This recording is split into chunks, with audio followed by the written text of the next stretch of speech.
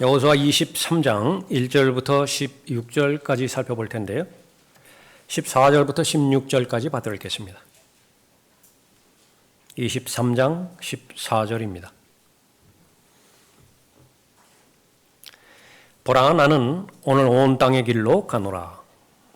너희는 너희 온 마음과 너희 온 혼으로 아나니 이는 주 너희 하나님께서 너희에 관하여 말씀하신 모든 선한 일이 하나도 실패 없이 너희에게 다 이루어지고 하나도 실패하지 아니하였습니다. 그러므로 주 너희 하나님께서 너희에게 약속하신 모든 선한 일이 너희에게 임한 것 같이 주께서는 모든 악한 일들도 너희에게 가져오사 주 너희 하나님께서 너희에게 주신 이 좋은 땅으로부터 너희를 멸하실 때까지 그리하실 것이라. 너희가 주 너희 하나님께서 너희에게 명하신 그의 언약을 범하고 가서 다른 신들을 섬겨 절하면 주의 분노가 너희를 향하여 일어나리니 그리하면 너희는 그가 너희에게 주신 그 좋은 땅에서 속히 멸망하리라 하니라. 기도하겠습니다. 아버지 하나님, 베풀어 주신 은혜에 감사를 드립니다. 많은 것들 위로부터 저희들에게 주셨지만 가장 소중한 것은 하나님을 사랑하는 하나님의 자녀들입니다. 보석과 같은 하나님의 자녀들을 두 사람, 세 사람의 연합을 통하여 또 하나님을 더 잘 알아가게 해주시고 영과 진리로 경배드리게 해주셔서 믿음의 동역자요 그리스도의 훌륭한 군사들로서 또 그리스도를 대신한 대사들로서 맡겨주신 소임을 잘 감당하며 또 함께 중보기도 하는 가운데 귀한 동역을 이루게 해주심을 감사를 드립니다. 이제 준비된 마음으로 하나님의 말씀을 경청하고자 합니다. 성령 하나님을 통하여 잘 깨닫게 해주시고 또 각자의 믿음과 잘 결합게 해주셔서 말씀으로 인한 귀한 열매 맺을 수 있도록 인도해 주시길 원합니다. 한 사람도 예외 없이 모두가 다 하나님의 유업에 대한 소망과 또 유업에 대한 귀한 약속의 말씀을 자신의 믿음 가운데 잘 결합함으로 인해서 모두가 다 하나님의 상속자가 되어줄 수 있도록 인도해 주시길 원합니다. 저를 주님으로 충만하게 채워주시고 악의 세력이 이 시간 공격하지 못하도록 보호해 주시길 원합니다. 주 예수 그리스도의 이름으로 기도드렸습니다. 아멘. 유업을 잃지 않으려면이라고 하는 제목으로 말씀드리겠습니다.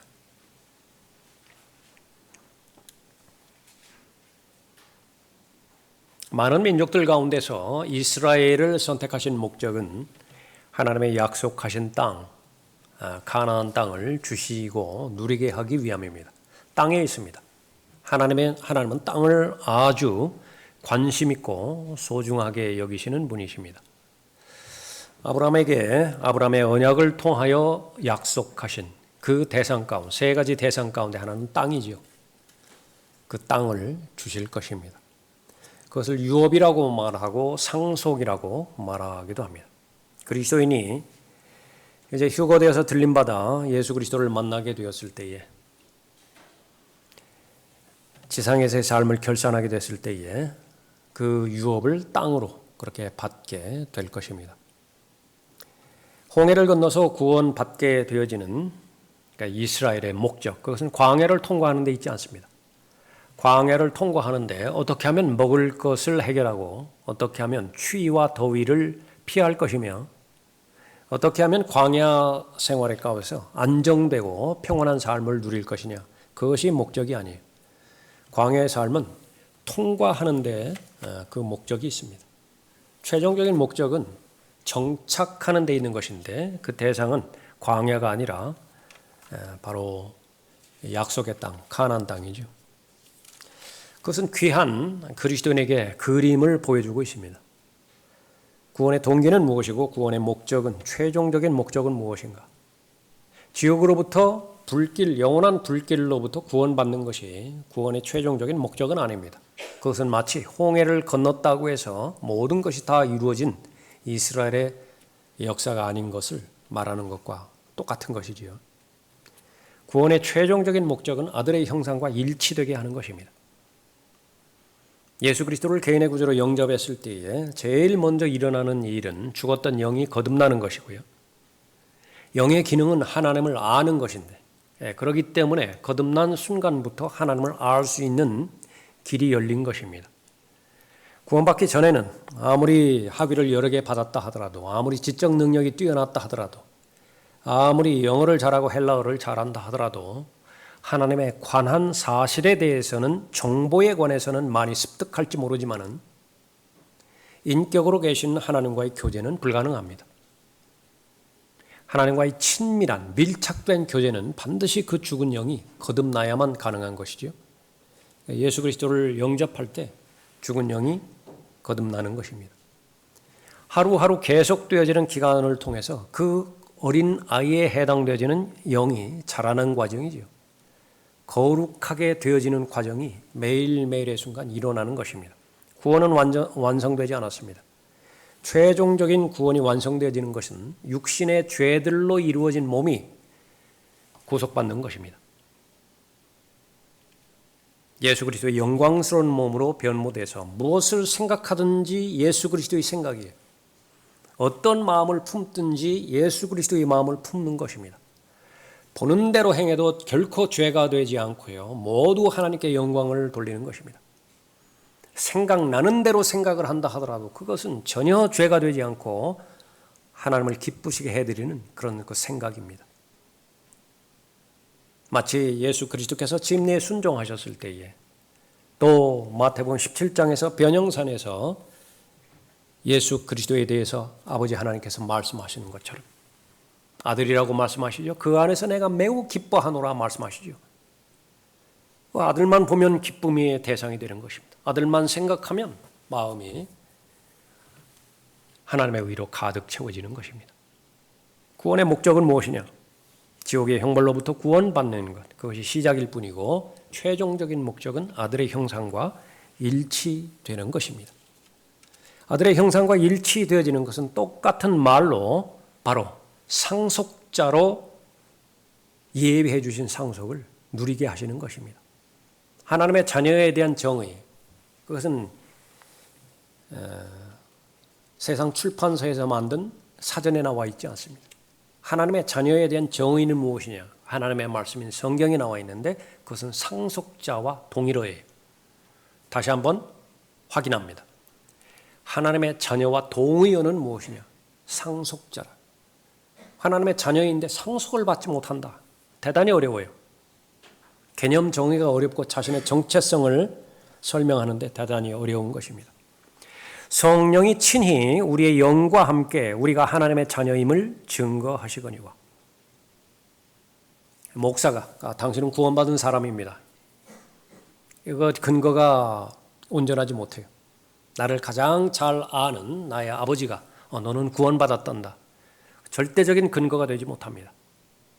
내가 구원받았는지 구원받지 못했는지 그것은 내 안에 계신 성령께서 말씀해 주실 때 가능한 거예요. 성령께서 증거하십니다.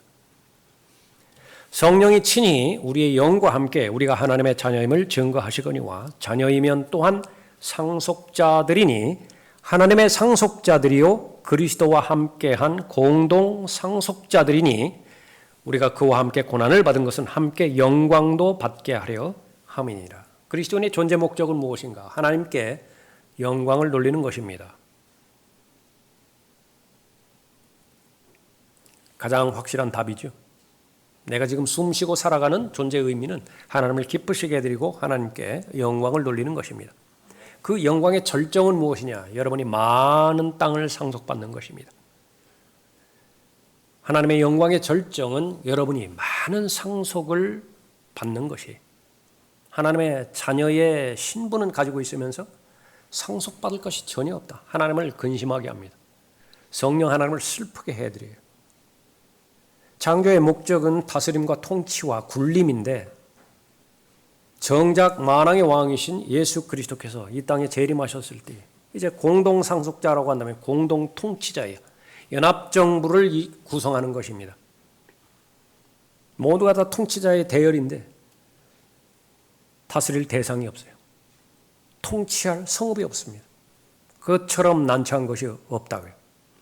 그런 현상은 일어나서는 안 되는 것입니다. 그러기 위해서 미리 하나님의 말씀에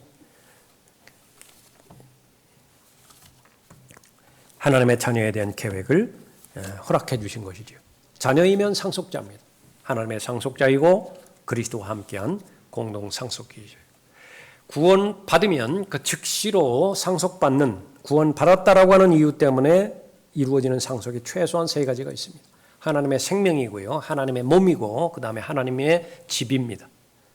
세 가지는요, 사람의 성장과 상관이 없고 하나님의 영적인 상태와 관계가 없습니다.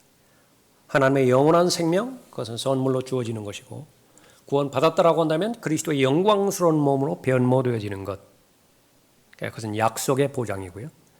그 사람은 영원 무궁토록 새 예루살렘이라고 하는 장소, 교회가 머무르는 거주지, 거기에서 영원히 머무를 것이, 그 세 가지, 최소한 그 세 가지는 하늘의 영원한 유업입니다. 썩지 않고 쇠잔하지 않고 더럽혀지지 않는 유업이. 그 외의 것은 이제 여러분의 믿음에 달려 있습니다. 여러분의 열망에 달려 있고 여러분의 소망에 달려 있는 것인데, 성경의 권면은 그것을 가장 최상의 가치로 여기고 그것을 영과 몸을 다하여 하나님 앞에 영광을 돌리라. 다시 말하면 하나님께서 영광을 받으시는 그 상속자로서 부정함이 없게 복음에 합당한 삶을 살라, 그렇게 말씀하고 있는 것입니다. 오늘 우리가 살펴보고 있는 여호수아 23장, 그리고 다음 장 여호수아 24장, 이것은 바로 하나님의 군사로서, 이스라엘의 총사령관으로서 자신의 소임을 잘 감당하고 이제는 원대 복귀 명령이 내려졌죠. 그만 올라오라고, 내가 할 일 다 했다고. 이제는 제대 직전에 있습니다. 남겨진 사람들은 여전히 자신의 길을 걸어가야 돼요. 하나님의 사람은 이제 올라가지만, 하나님의 사람은 대체되지만 하나님의 일은 변하지 않습니다. 무엇을 당부하고 올라가야 될 것인가, 그것에 대한 절정을 말하고 있는 것이죠. 여호수아는 위대한 군인입니다. 병행해서 자기 백성에 대한 사랑, 그것은 누구보다도 더 많은 위대한 목자이기도 해요. 위대한 아버지이기도 합니다. 그러한 심정으로 하나님의 자녀들에게, 바로 이스라엘 백성에게 당부하고자 하는 것입니다. 결론을 말하면 유업을 절대로 잃지 말라. 지금까지 그 모진 고생을 하고 그 모진 전투에 임해서 여기까지 온 것은 유업을 차지하기 위한 것인데, 유업을 얻기 위한 것인데, 그러나 하나님과 밀착하지 않는다라고 한다면 그 유업을 잃어버릴 수 있다, 그렇게 말하고 있는 것이죠. 성경에서 가장 중요한 것, 그것은 유업입니다. 성경의 주제, 그러니까 여러분들이 잘 알고 있죠. 유대인과 관련돼서 이방인과 관련되어서 하나님의 교회와 관련돼서 주시고자 하는 말씀, 그것은 왕국과 하나님의 나라와 교회예요. 성경의 주제는 왕국이라고 해요. 지상에 세워질 왕국, 영적인 왕국인 하나님의 나라입니다. 또 예수 그리스도의 보혈로 값주고 사신 하나님의 교회이죠. 그런데 공통점이 있습니다. 모두가 다 유업이라고. 불러주신, 또 성별케 해주신 그 목적은 유업입니다. 그것은 상속을 말하는 것이고 통치를 말하는 것이고, 그것은 다스림을 말하는 것이지요. 모두가 다 그렇게 되어야 되는 것입니다. 유업을 반드시 잃지 말아야 됩니다. 본문 말씀을 통해서 몇 가지로 살펴보죠. 유업을 잃지 않기 위해서는 첫 번째로 유업에 대한 간절한 소망을 가져야 됩니다. 유업에 대한 간절한 소망을 가져야 됩니다. 1절 보십시오.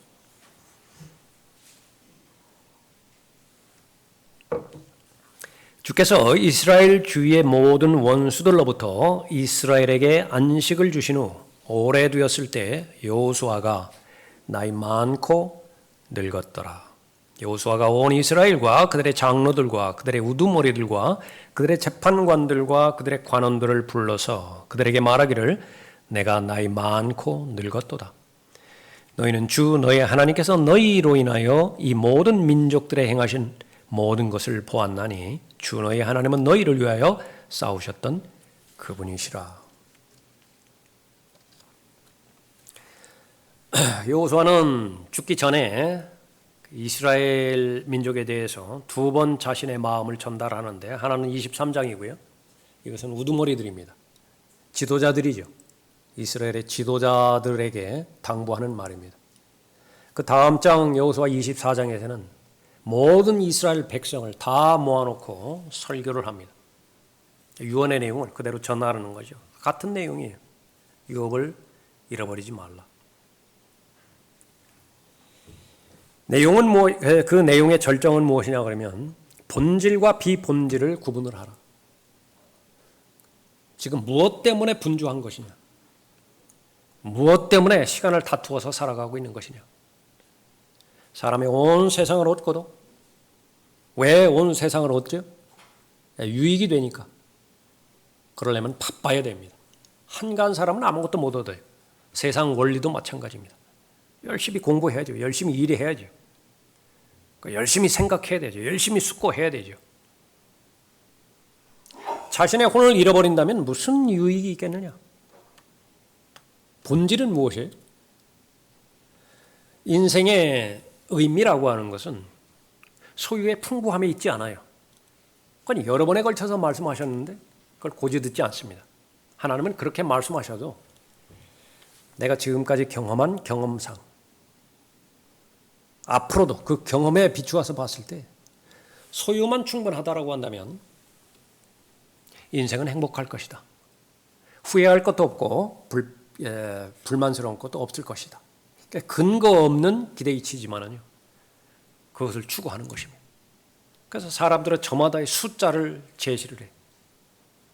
나름대로 숫자를 제시를 합니다. 이렇게. 그러고 나서 그 숫자를 끊임없이 주변 사람들과 비교를 해요. 비교 우위에 있을 때는 안심이 됩니다. 그러나 거기에 미치지 못했을 때는 불안해요. 막연한 불안감이에요.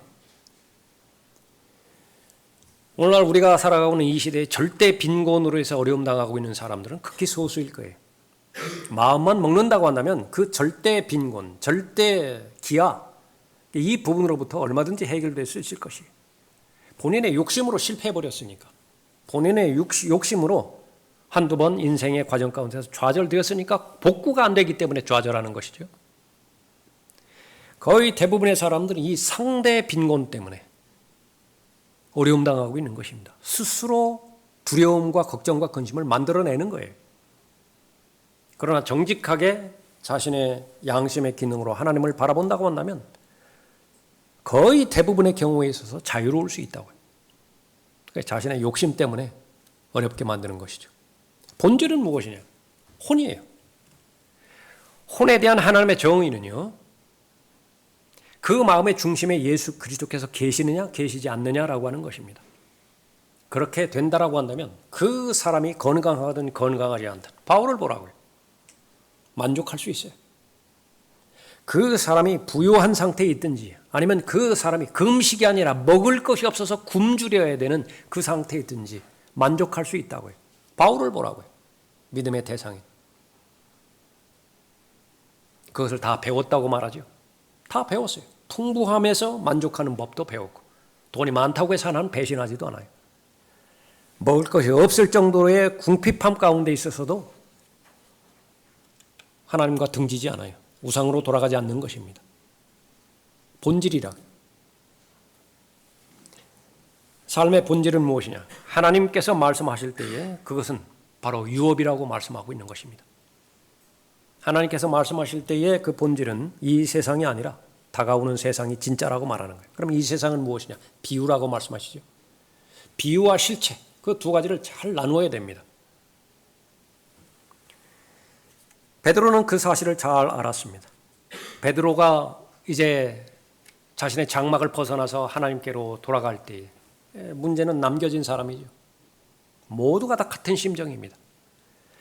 지금 내가 계속해서 이 매일매일마다 종이 주어가지고서 계속 종이값은 떨어지는데 가서 그 돈으로 바꿔가지고 이 힘든 생활을 계속해서 살아가는 것은 그 손주 때문이라고 그러잖아요.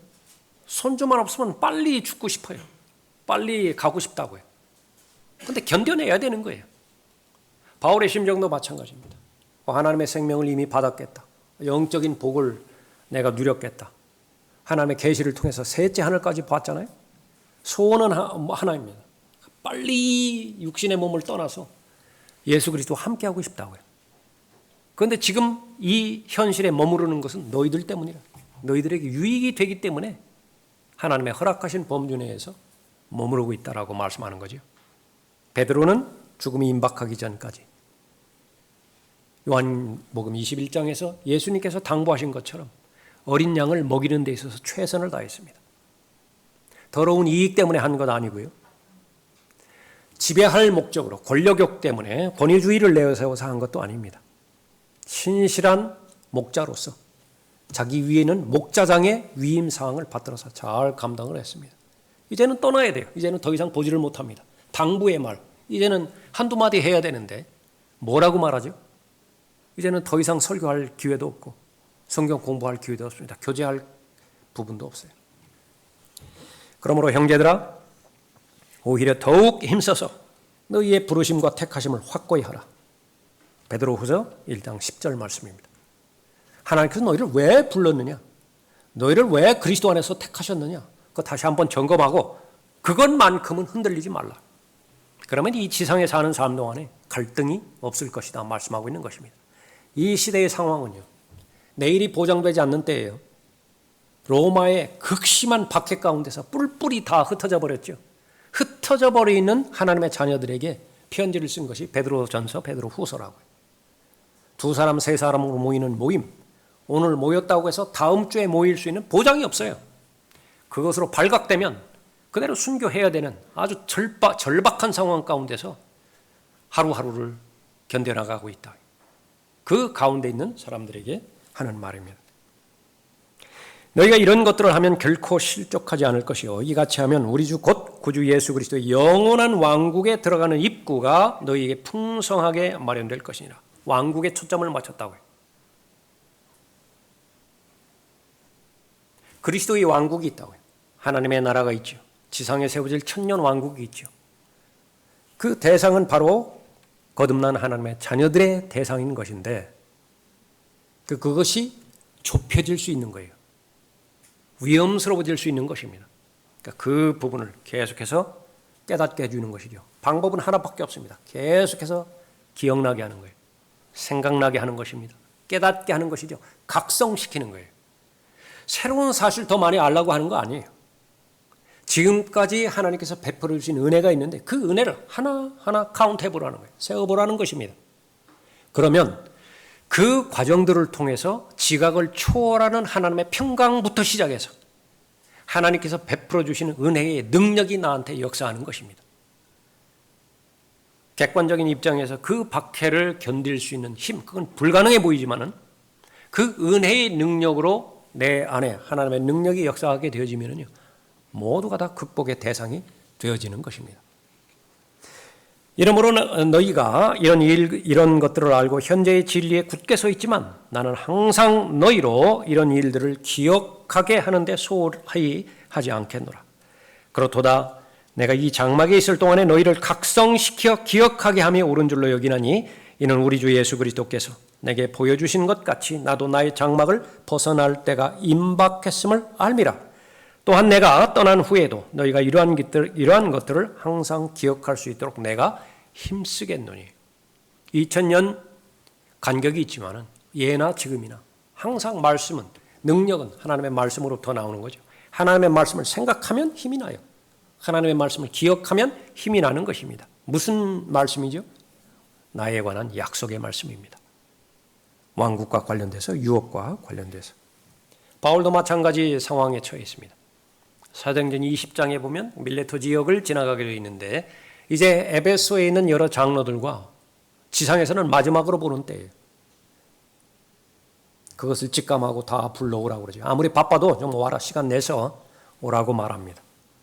그 사람들은 하나님께서 맡겨주신 양무리들을 책임지고 있는 사람들인데 그 사람들에게 도대체 무슨 당부의 말을 할 수 있는 것이냐. 이러므로 너희가 그러므로 깨어있어 내가 3년 동안 밤낮으로 각 사람에게 쉬지 않고 눈물로 훈계하던 일을 기억하라. 베드로가 기억하라, 바울이 기억하라라고 했던 말은요, 머리에 관련된 부분이 아니죠. 이건 마음에 관련된 영역입니다. 감사를 잊지 않으면 돼요. 감사를 잊으면 기억하지 못하는 것인데 그 감사를 인정하라. 이제 형제들아 내가 너희를 하나님과 그분의 은혜의 말씀에 의탁하노니. 왜 자꾸 말씀의 사람이 되라, 기도의 사람이 되라, 어려울 때마다 말씀을 통해서 은혜의 보좌 앞으로 나아가라, 그렇게 계속 강조하고 권면하고 지속적으로 그 말을 들어야 되는 것입니까? 유업 때문에 그렇습니다. 여러분이 유업을 잃으면 안 돼요.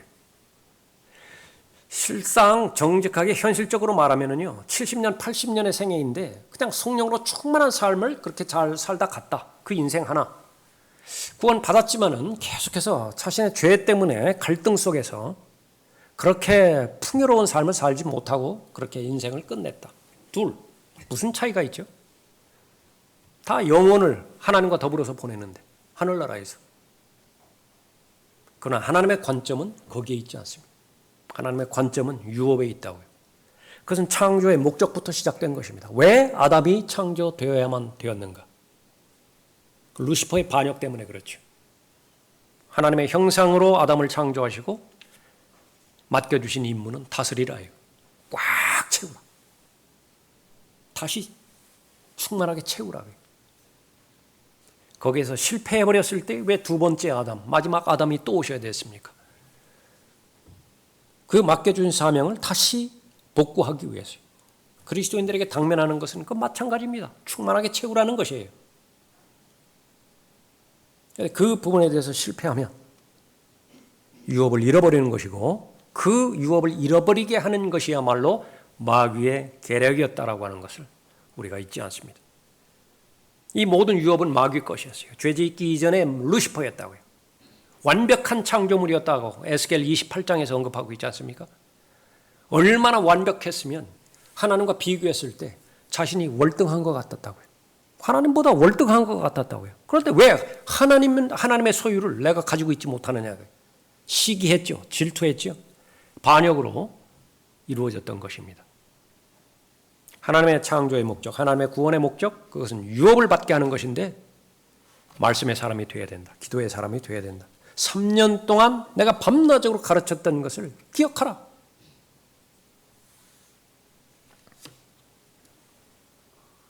내가 너희를 하나님과 그분의 은혜의 말씀에 의탁하노니 그 말씀이 능히 너희를 굳게 세워줄 것이며 또 거룩하게 된 모든 사람 가운데서 너희에게 유업을 줄 것이라.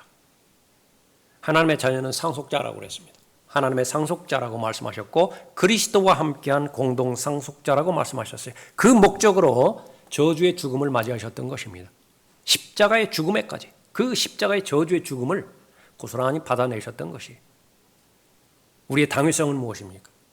우리의 혼이 지옥으로부터 구원받는 것은 물론이고 반드시 다가오는 세상에서 예수 그리스도와 함께 왕같은 제사장으로서 상속권을 소유해야 됩니다. 통치권에 참여해야 되는 것이죠. 그것이 예수 그리스도의 죽음을 헛되이 하지 않는 것이에요. 그것이 아들을 고의적으로 짓밟는 행위를 하지 않는 것입니다. 무시하지 않고 멸시하지 않는 것이죠. 믿음으로 아브라함은 장차 유업으로 받을 땅으로 떠나가라는 부름을 받았을 때 순종하여 어디로 가야 하는지도 모르면서 떠났습니다. 하나라고요. 유업으로 받을 땅. 그거 하나밖에 없습니다. 성경에 나와 있는 것이 그 하나밖에 없어요. 땅이라고요. 땅. 오전 성경 공부 시간에도 살펴봤지만은 이 시대에 정치인들이 지금 가지고 있는 정치 욕망, 야망, 그것을 통해서 그리스도인은 배워야 된다고 말씀드렸죠. 권력을 그렇게 탐하는 자들이라. 그 권력을 얻기 위해서는 수단 방법 가리지 않고 자신의 동료를 팔아먹는 것, 그건 일도 아니고 자신의 인격과 자존심 이것까지도 내버리는 데서 어떠한 거침도 없는 사람들입니다. 왜 그렇죠? 권력에 한번 취해봤기 때문에 그래요. 권력을 한번 맛보았기 때문에 그만한 것이 없어요. 그 욕심, 욕망, 그것을 하나님의 말씀으로 비추어 봤을 때 하나님께서 그렇게 중요하게 여기시고 또 귀히 여기시는 상속과 유업과 통치권에 관한 그런 열망, 그것은 반드시 소유해야 됩니다. 하나님께서 마땅히 보상하시는 분이심을 믿을 때에 믿음의 사람이라고 정의하죠. 누구에게 보상하죠? 열심히 추구하는 사람이에요. 열심히 바라는 사람이에요. 나는 하나님과 동행하는 것이 그의 목적이지 하나님으로부터 굳이 보상을 받을 거기까지는 아니라고. 그건 믿음 없는 사람이에요. 그 하나님을 기쁘시게 하는 것도 아니고 오히려 반대로 하나님을 모독하는 것입니다. 창조의 목적이 그것을 누리게 할 목적으로 창조하셨기 때문에 그런 것이죠. 이제 그들이 사모하는 것은 더 좋은 본향 곧 하늘에 있는 것이라. 그러므로 하나님께서는 그들의 하나님이라 불리는 것을 부끄러워하지 아니하시니 이는 그들을 위하여 한 토성을 예비하셨습니다. 히브리서 11장 16절 말씀입니다. 수많은 예들이 나오죠. 그 가운데서 하나 모세의 경우를 언급을 합니다. 파라오의 딸의 아들이라 칭함을 받는 존재. 차기 파라오예요. 차기 파라오라고요. 거부해버렸습니다. 잠시 동안 죄의 낙을 누리는 것보다 오히려 하나님의 백성과 함께 고난받는 것을 택하였고, 말이 쉽지요. 이거 거지로 사는 거예요. 모든 특권과 모든 기득권 그걸 다 버리고서 루저로 사는 것을 말하는 것입니다.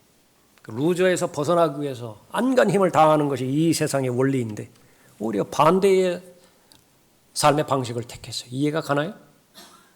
하나라고요. 마땅히 봐야 될 것을 봤어요. 모세는. 그리스도의 능력을 이집트의 보아들보다 더 큰 재물로 여겼으니 이는 그가 상 주시는 심을 바라보았습니다. 고린도전서 3장에, 로마서 14장에, 고린도후서 5장에 그리스도인이 마땅히 바라봐야 되는 상 주는 자리, 그것을 거듭거듭 강조해서 기록하고 있죠. 한 사람도 예외 없이 거기서 모두가 다 보상의 대상이 되라. 모세는 분별력이 있었습니다. 이 세상을 살아가면서도 얻는 것은 분명히 있어요. 그거 하나, 그 다음에 예수 그리스도와 동행하며 예수 그리스도를 위해서 사명을 감당했을 때 얻는 것, 그 둘, 저울로 달아보았다고요. 달아보나마나 해요. 그래서 영광의 비중, 그것을 안 사람은 바로 하나님께 주시는 분별력을 가지고 올바른 것을 잘 결정하는 것이죠. 이스라엘은 하나님께서 약속하신 땅을 얻었습니다. 그것을 가능하게 한 신실한 지도자 여호수아, 이제 늙어가면서 죽음을 대비하고 있죠. 14절 보십시오. 보라, 나는 오늘 온 땅의 길로 가노라. 모든 사람이 왔던 길로 이제 가야 되죠. 죽음을 피한 사람은 아무도 없으니까. 너희는 너희 온 마음과 너희 온 혼으로 안하니 이는 주 너희 하나님께서 너희에 관하여 말씀하신 모든 선한 일이 하나도 실패 없이 너희에게 다 이루어지고 하나도 실패하지 아니하였습니다. 총사령관으로서 이제 전역을 앞두고 있는데 은퇴를 준비하고 있는 것인데 이스라엘에게 하나님을 위해서 굳게 서 있으라고 용기를 주고 격려하는 것입니다. 그러기 위해서는 바로 유업에 대한 소망, 간절한 소망을 가져야 되는 것입니다. 여호수아는 그랬죠. 지난 시간에 살펴봤던 칼렙도 그랬습니다. 85세밖에 되지 않았습니다. 지금 내 나이가. 전쟁을 위해서 나가고 들어올 수 있는 충분한 나이입니다. 사실 그렇지 않거든요. 40세 때의 체력이나 85세 때의 체력이 같을 수는 없어요. 그러나 하나님께서 보시는 것은 마음 안에 있는 믿음의 강직성입니다. 흔들리지 않는 믿음. 그것은 40대의 믿음보다 오히려 45년이 지난 다음에 칼렙의 믿음이 더 견고해졌겠죠. 하나님을 더 기쁘시게 해드렸던 것입니다. 유업을 잃지 말아야 됩니다. 유업을 잃으면 다 잃어버리는 거예요. 온 세상을 얻고도 혼을 잃어버린다면 무슨 유익이 있겠느냐? 그리스도인에게 적용시켜 본다고 한다면, 구원을 받았다 하더라도 유업을 잃어버린다고 한다면 그것이 무슨 유익한 인생이었겠느냐? 구원받은 그리스도인으로서 무엇을 얻으려고 새벽잠 줄이고 그 밤중에 잠을 들지 못하느냐? 본질이 무엇이고 비본질이 무엇이냐? 무엇이 목적이고 무엇이 수단이냐? 그것이 뒤바뀌어 버렸을 때에 그것은 결코 유익한 생이 아니라고 말씀하는 것이죠. 유업은 반드시 얻어야 되는 것입니다. 두 번째로 과거에 베풀어 주신 하나님의 은혜를 기억하는 것입니다. 유업을 잃지 않으면 은혜의 능력으로 유업을 얻는 것인데, 은혜는 지금까지 베풀어 주신 하나님의 은혜를 잊지 않는 것입니다. 3절 보십시오. 너희는 주 너희 하나님께서 너희로 인하여 이 모든 민족들에 행하신 모든 것을 보았나니 주 너희 하나님은 너희를 위하여 싸우셨던 그분이시라. 보라, 내가 너희 지파에게 유업이 되게 하려고 남아있는 이들 민족들과 내가 베어버린 모든 민족들을 요단에서 서쪽 태해에 이르기까지 제비로 너희에게 나누어 주었느니라. 주 너희 하나님 그분께서 너희 앞에서 그들을 쫓아내사 너희 목전에서 그들을 몰아내실 것이요 주 너희 하나님께서 너희에게 약속하신 대로 너희는 그들의 땅을 차지하리라. 그러므로 너희는 매우 담대하게 모세의 율법책에 기록된 모든 것을 지켜 행하고 그로부터 오른편이나 왼편으로 돌이키지 말며 너희는 너희 가운데 남아있는 이들 민족들 가운데 가지 말며 그들의 신들의 이름도 부르지 말고 그것들을 두고 맹세하지도 말며 그것들을 섬기지도 말고 그것들에게 절하지도 말라. 오직 주 너희 하나님께 밀착하되 너희가 오늘까지 행한 것처럼 하라. 이후 계속되어지는 말씀은 어떻게 하나님께서 전쟁에서 승리하게 하셨는가 그것을 알려주시는 것입니다. 그 사실을 알 때 하나님께 밀착되게 되어 있고요. 그것을 바로 우리는 헌신이라고 말합니다. 홍해를 건너서 광야로 들어왔지요. 요단강을 횡단했지요. 얼마나 많은 기적들을 베풀어 주셨습니까? 얼마나 많은 이적들을 눈으로 보게 하셨어요. 그것이 그 사람들의 인생의 경험이었습니다. 성취된 모든 일들 하나부터 열까지 하나님께서 행하신 일들이었습니다. 그러니까 여호수아가 행한 일들은 그건 나눠주는 일뿐이었어요. 유업을 그냥 나누어줬다 분배했다. 여호수아는 그것을 그렇게 말하고 있는 것입니다. 지금의 성공의 의미가 있기 위해서는 내일 지속돼야 되죠. 오늘 이 세대가 하나님 안에서 번성과 번영을 경험했다라고 한다면 다음 세대도 똑같은 하나님의 은혜가 그대로 흘러 들어가야 되죠. 바울이 디모데에게 똑같은 진리의 말씀의 능력을 전달했다고 한다면 디모데는 신실한 사람들에게 더하지도 않고 빼지도 않고 그대로 전달해서 똑같은 풍요로운 삶을 살게 해야 되죠. 그 신실한 사람들은 또 다른 사람들에게 은혜의 말씀을 증거해서 하나님의 복이 중단되지 않도록 지속적으로 연결될 수 있도록 그렇게 해야 되죠. 여호수아는 그것을 바라보는데 걱정이 태산입니다. 10중 8구 그것이 연결이 안 될 것 같아요. 그래서 구체적으로 이스라엘 백성에게 권면의 말씀을 합니다. 자기 만족에 안주하지 말라. 6절 다시 보십시오. 그러므로 너희는 매우 담대하게 모세의 율법책에 기록된 모든 것을 지켜 행하고 그로부터 오른편이나 왼편으로 돌이키지 말며 언급하고 있죠. 이 말씀에서 벗어나는 것은 본능입니다. 그냥 내버려 두면 벗어나게 되어 있어요. 벗어나면 오른편이나 왼편으로 치우치게 되어 있습니다. 각자의 성향과 각자의 기호에 맞게 각자의 세계관이 다르죠. 각자의 물질관이 다르죠. 각자의 출세의 목적이 다 다르죠. 그러니까 그쪽으로 다 가는 거예요. 100이면 100사람 다 다른 방향으로 간다. 그러나 근거 없는 확신이 있는데 자기가 결정한 그 길이 옳아요. 그러나 하나님은 그 사람들을 아끼죠. 미리 다 알고 계시는 하나님께서 볼 때 그 끝은 죽음의 길이라고 말씀하고 있는 것입니다. 똑같은 메시지를 여호수아가 언급하고 있는 것입니다. 주님과의 동행이 태만해지는 것, 그것은 아주 무서운 일입니다. 안일함, 그 가운데 머무르는 것, 그것은 가장 흔한 죄 가운데서 쉽게 저지를 수 있는 죄라고 언급하고 있는 것입니다. 내가 내 행위를 아노니 내가 차지도 아니하고 덮지도 아니하도다. 나는 내가 차든지 덮든지 하기를 원하노라. 내가 그처럼 미지근하여 차지도 아니하고 덮지도 아니하기 때문에 내가 너를 내 입에서 토해내겠노라. 요한계시록 3장 15절 16절의 말씀이죠. 율법을 받은 것이 너무 당연해요. 하나님께서 자비 베풀어 주시고 은혜 베풀어 주시는 것이 너무 당연해요. 하나님이니까. 기도하면 응답해 주시는 것이 너무 당연해요. 좋지 못한 버릇이, 좋지 못한 습성이 내 몸에 배어있는데요. 받는데 익숙해져 버렸어요. 마땅히 그 사람은 줘야 돼요. 나는 마땅히 받아야 돼요. 아버지와 어머니의 존재 목적, 그건 주기 위해서 있는 분들이에요. 나는 자식이니까 마땅히 받아야 된다고요. 하나님을 아는 길이 요원해지는 것이죠. 왜 이처럼 차지도 아니하고 덮지도 아니하는 것이냐. 이 말은 오늘날의 영적인 상태로 말한다고 한다면 하고 있는 행위는 다 똑같아요. 뭐 경배 안 드리는 것이 아니에요. 기도하지 않는 것이 아니에요. 성경 읽지 않는 것이 아니에요. 하기는 다 한다고요. 그 안에 열정이 없어요. 분명한 목적의식이 없는 것입니다. 그 원인은 자기 만족이 있어요. 덤으로 하는 거예요. 그냥 간절한 필요, 진실된 사랑 가운데서 행하는 것이 아니라 그거 없어도 나는 충분히 살아가는 사람이라고요. 그러니까 한번 믿어주는 거예요. 아니면은 그것을 믿을 때에 경제 효과가 더 커질 수 있다라고 막연하게 생각했어요. 그래서 신뢰하는 것입니다. 네가 말하기를 나는 부자며 부유하고 아무것도 부족한 것이 없다.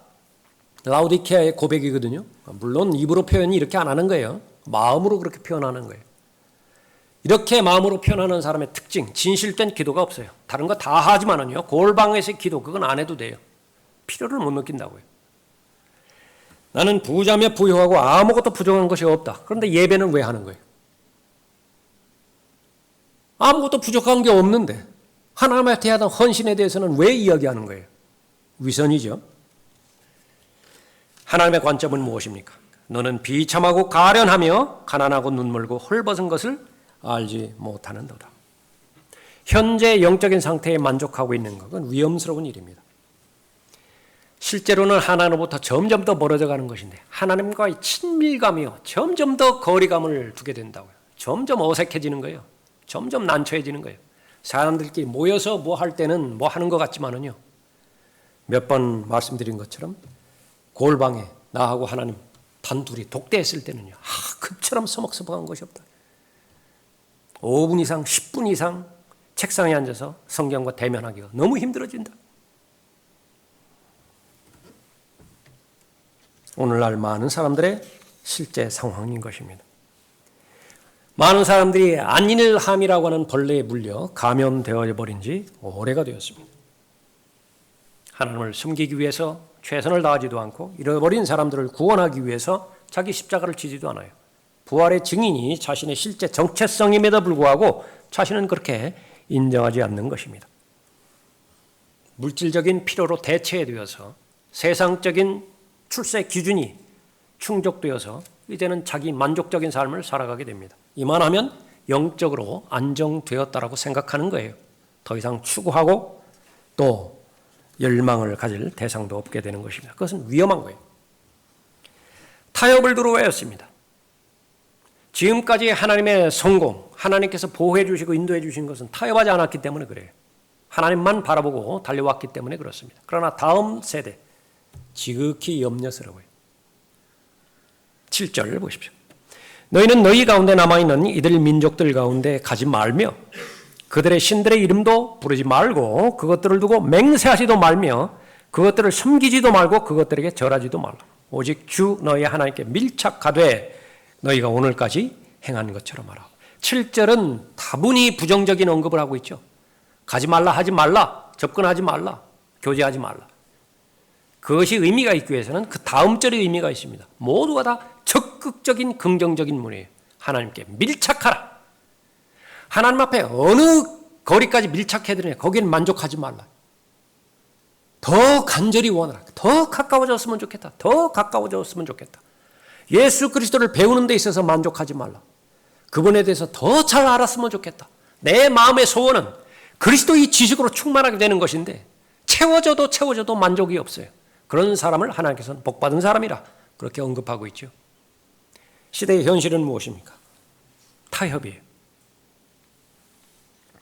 위에 있는 것들에 너희 마음을 두고 땅에 있는 것들에 마음을 두지 말라. 타협하지 말라 그 말입니다.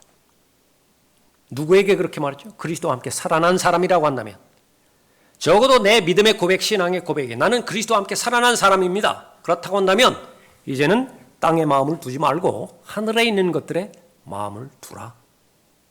그것이 제일 첫 번째 영적인 우선순위라고 골로새서 3장 2절에서 말씀하고 있습니다. 그러지 못하면 마땅히 죽여야 되는 땅의 지체를 죽이지 못해요. 땅의 것들만 생각하게 되겠죠. 땅의 것들은 온통 모두가 탐심의 동기에서 시작되어지는 욕심과 욕망들입니다. 육신의 정욕과 안목의 정욕과 생의 자랑으로 범주로 나누어지는 그런 탐심이죠. 현대판 우상숭배예요. 탐심은 우상숭배이라. 걱정하고 있는 것입니다. 염려하고 있는 거예요. 다음 세대가 이렇게 우상들과 타협할까 봐 두려워하고 있는 것이죠. 오늘날의 이 라오디케아 시대의 마지막 살아가고 있는 사람들, 이 타협에서 후적거리고 있는 것입니다. 하나님께서 그렇게 싫어하시는 일들, 하나님께서 혐오하시는 일들, 하나님께서 거의 관심 없어 하는 일들에는 온통 마음을 뺏겨요. 그런 부분에 시간이 아무리 많이 투자됐다 하더라도 아까운 부분이 없어요. 별 가치 없는 그런 대화에 전화상으로 하는 그런 시간이라든지 무슨 미디어에 노출되어서 인터넷이라든지 여기에 시간 투자되는 거 별로 아깝지 않다고. 그러나 하나님 앞에 경배드리는 경배의 시간, 왜 그렇게 인색한지요. 하나님 앞에 말씀드리는 그 부분, 세상 삶을 유지하기 위해서도 최소한 4년간 자기 전문 학업에 투자하는 것을 당연하게 여기는데도 불구하고 하나님의 말씀에 대해서 집중적으로 투자하고 시간을 보내는 것, 그것만큼 가치 있는 시간이 없음에도 불구하고 인색하다. 헌신이 변질될까 봐 두려워하죠. 오직 주 너희 하나님께 밀착하되 너희가 오늘까지 행한 것처럼 하라. 마지막 세 번째로 현재 은혜에 대한 책임을 다해야 됩니다. 유업을 잃어버리지 않는다고 한다면 하나님께서 베풀어 주신 은혜에 대해서 내가 져야 될 책임이 있다고요. 그것은 감사라고 하는 이름으로 표현될 수 있어요. 그 책임을 저버리게 된다고 한다면 하나님의 은혜를 남용하게 되는 것이고 하나님의 은혜를 저버리게 되는 것이고 그 은혜로 인해서 하나님께서 약속해 주신 유업을 잃어버리게 되는 것입니다. 14절을 보십시오. 보라 나는 오늘 온 땅의 길로 가노라. 너희는 너희 온 마음과 너희 온 혼으로 하나니 이는 주 너희 하나님께서 너희에 관하여 말씀하신 모든 선한 일이 하나도 실패 없이 너희에게 다 이루어지고 하나도 실패하지 아니하였습니다. 지금까지는 최상으로 잘 지내왔다. 앞으로 일들 너희 마음 먹게 달려있다. 그 얘기. 지금까지 베풀어 주신 하나님의 은혜에 대해서 감사로 하나님 앞에 드렸더니 하나님께서 모든 방해물들을 다 제거하셨다. 모든 원수들을 다 물리치셨다. 15절에 그러므로 주 너희 하나님께서 너희에게 약속하신 모든 선한 일이 너희에게 임한 것 같이 주께서는 모든 악한 일들도 너희에게 가져오사. 신명기 7장, 9장, 10장, 11장 모세의 경고가 있죠. 모세의 경고가 있습니다. 그 똑같은 심정으로 여호수아가 경고하는 거예요. 순종하게 될 때에 받게 되지는 복에 대해서, 불순종하게 될 때에 하나님께서 징계하시는 저주에 대해서. 그러나 그 가능성은 저주받을 가능성이 너무 큰 거예요. 그런데 지금 얼마 시간도 남지 않았다. 지금 설교가 마지막 설교예요. 그리고 올라가야 된다고요. 이 남아있는 여호수아가 사랑하고 있는 이스라엘 백성, 모세와 여호수아, 칼렙의 그 믿음을 그대로 전수받아서 마찬가지로 성공적인 삶을 살아내야 되는 것인데 심히 우려스럽다고요. 비책은 하나다. 은혜에 대한 책임을 다하라. 그렇게 된다고 한다면 하나님의 징계에 대해서 벗어나게 된다 말씀하는 것입니다. 주께서는 모든 악한 일들도 너희에게 가져오사 주 너희 하나님께서 너희에게 주신 이 좋은 땅으로부터 너희를 멸하실 때까지 그리하실 것이라. 16절에 너희가 주 너희 하나님께서 너희에게 명하신 그의 언약을 범하고 가서 다른 신들을 섬겨 절하면 주의 분노가 너희를 향하여 일어나리니 그리하면 너희는 그가 너희에게 주신 그 좋은 땅에서 속히 멸망하리라. 유업 다 잃어버릴 것이라. 하나님의 사랑의 대상이 되어야 되는데 왜 저주의 대상이 돼요? 왜 분노의 대상이 되는 거예요? 여호수아가 우려했던 그런 일들입니다.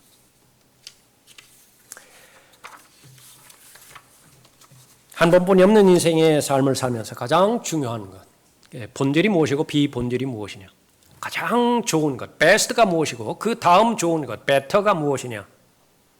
그것을 분별해내는 것은 영적인 능력입니다. 성경을 통해서, 기도의 과정을 통해서 골라내야 되겠죠. 하나님께서는 더 나은 것, 그건 관심이 없습니다. 가장 좋은 것에만 관심이 있어요. 지금까지, 오늘 이 시간에까지 여러분에게 베풀어 주신 하나님의 은혜의 질을 말한다고 한다면 베스트만 주셨어요. 계산하지 않았습니다.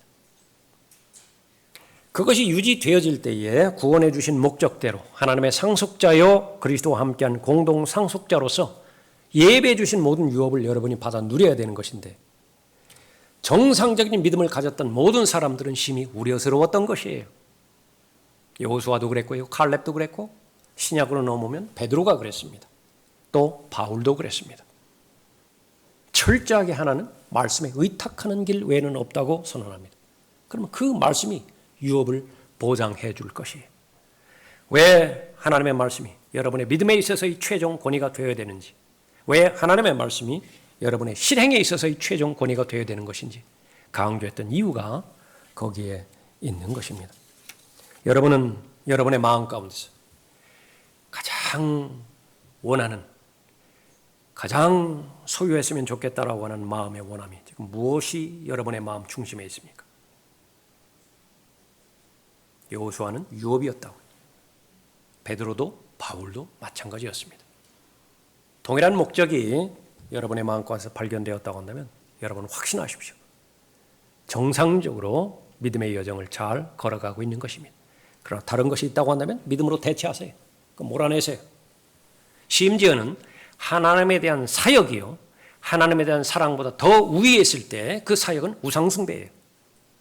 철저하게 나를 구원해 주신 하나님만을 마음의 중심에 모시고, 그 하나님께서 무엇을 가장 내가 갖기를 원하시는 것인가, 하나님의 유업이라고 말씀하셨을 때 나도 그렇다라고 동의해 드리고요. 그 하나님께서 은혜를 베풀어 주시기 위해서 모든 필요는 지금까지 다 채워주셨습니다. 불평, 불만에 앞서서 이미 받은 것을 여러분이 기억하고 생각하는 것, 그것은 성경적 방법이고 염려와 두려움을 해결하는 본질적인 방법인 것입니다. 계속해서 여러분이 받은 은혜에 대해서 여러분은 표명을 해야 돼요. 여러분은 반응을 보여야 됩니다. 그것이 감사지요. 은혜에 받은 여러분의 책임을 잘 감당해 드림으로 인해서 오른편이나 왼편으로 치우치지 않는 여러분이 되시길 바랍니다. 기도하겠습니다. 거룩하시고 존귀하시고 전능하신 아버지 하나님, 하나님께서 잃어버린 죄인들 한 사람 한 사람을 온 세상보다도 천하보다도 귀하게 여기고 아끼셔서 가장 사랑하는 아들 예수 그리스도를 저주하면서 구원해 주셨습니다. 그 잃어버린 죄인이 구원받아 사랑하는 아들의 나라로 옮겨주셨을 때 하나님의 아들의 신분을 허락해 주셨고, 그 하나님의 자녀는 하나님의 상속자요 그리스도와 함께한 공동 상속자라고 다시 한번 확인케 해주셨습니다.